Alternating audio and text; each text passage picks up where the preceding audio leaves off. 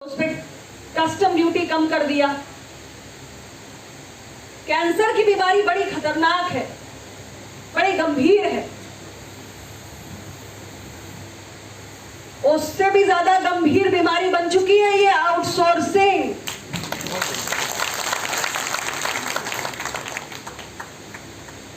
क्योंकि आरक्षण की तो कोई व्यवस्था का पालन इसमें हो ही नहीं रहा है और ये अपना दल के लिए चिंता का विषय है। छोटी मोटी नौकरी पाने की जो गुंजाइश वंचित वर्गों के पास हुआ करती थी, अब ये आउटसोर्सिंग में चतुर्थ श्रेणी की भर्ती जो कोई ठेकेदार कर रहा है, कोई एजेंसी कर रही है, तो हमारे दबे कुचले वंचित वर्ग के लोग उससे भी वंचित हो गए। पहले तो सामाजिक व्यवस्था में वंचित थे, अब आउटसोर्सिंग ने एक निचले स्तर की नौकरी से भी वंचित कर दिया और ये अपना दल की गंभीर चिंता है। और हमारी पार्टी लगातार इस बात को कह रही है कि आउटसोर्सिंग में भी वंचित वर्गों के आरक्षण का नियम पालन होना चाहिए। ये चिंता गलत है क्या? गलत है क्या? सही है ना? आउटसोर्सिंग में वंचित वर्गों के नुकसान हो रहा है कि नहीं हो रहा है? हो रहा है। तो अपना दल आवाज उठाएगा कि नहीं उठाएगा? और ये आवाज आपको जमीन स्तर पे भी उठानी है, ये आपकी जिम्मेदारी है। ये कहने के लिए आज की ये बैठक है। पार्टी की विचारधारा को, जमीन के सेंटिमेंट को समझना भी है और उसके लिए संघर्ष भी करना है। हमारी पार्टी निरंतर जातीय जनगणना की बात कर रही है। सही कर रही है, गलत कर रही है? क्या जातीय जनगणना जरूरी नहीं है? हमारे देश की सामाजिक संरचना का आधार, और ये केवल जातीय जनगणना से ही संभव है। किसी भी दबे कुचले हाशिए पर पड़े हुए जाति समूह को यदि अधिकार, सम्मान, भागीदारी सुनिश्चित करनी है तो उसकी संख्या का अधिकृत आंकड़ा होना ही चाहिए। आज बहुत सारी पार्टियां बात कर रही हैं, लेकिन आज कर रही है सत्ता से बाहर होने के बाद। अपना दल तो प्रारंभिक दौर से जातीय जनगणना के विषय पर मुखर रहा है।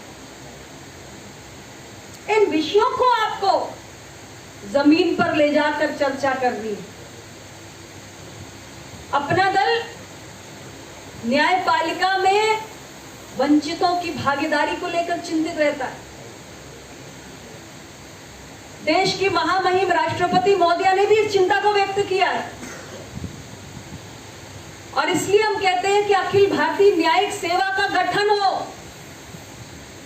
देश के कोने कोने से 140 करोड़ की आबादी है हमारी, दुनिया में नंबर 1 की आबादी है। इतना बड़ा देश, इतनी सारी विविधताएं और इतनी बड़ी आबादी में न जाने कितनी असंख्य प्रतिभाएं छिपी हुई हैं देश के कोने कोने में, समाज के हर वर्ग में। अखिल भारतीय न्यायिक सेवा की परीक्षा के माध्यम से देश के कोने कोने में छिपी हुई प्रतिभाओं को, जो इस परीक्षा को उत्तीर्ण कर सकते हैं, उन्हें न्यायपालिका में प्रवेश का मार्ग प्रशस्त होगा। ये अपना दल की सोच है। आज हमारे देश की न्यायपालिकाओं में निचली अदालत से लेकर सर्वोच्च अदालत तक कितनी वैकेंसी है। न्यायाधीशों की पर्याप्त संख्या न होने के कारण आम जनमानस को कितनी कठिनाई होती है। उनके मुकदमे लटके रहते हैं, तारीख पर तारीख मिलती है, समय नष्ट होता है, ऊर्जा नष्ट होती है, तनाव होता है, धन की भी बर्बादी होती है। न्यायाधीशों की पर्याप्त संख्या न होने के कारण आम जनमानस को न्याय मिलने में विलंब हो रहा है। सालों लटके रहते हैं मसले।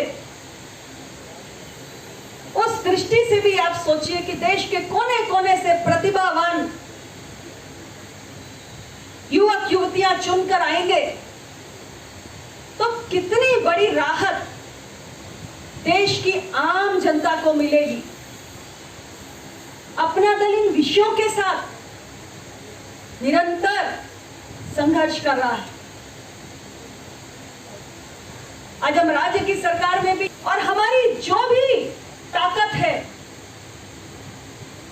403 सदस्यों वाली उत्तर प्रदेश की विधानसभा में हमारे 13 सदस्य, 543 सदस्यों वाली लोकसभा में एकमात्र मैं आपका प्रतिनिधित्व करती हूं। लेकिन हर वो मसला जो वंचितों के हक से जुड़ा है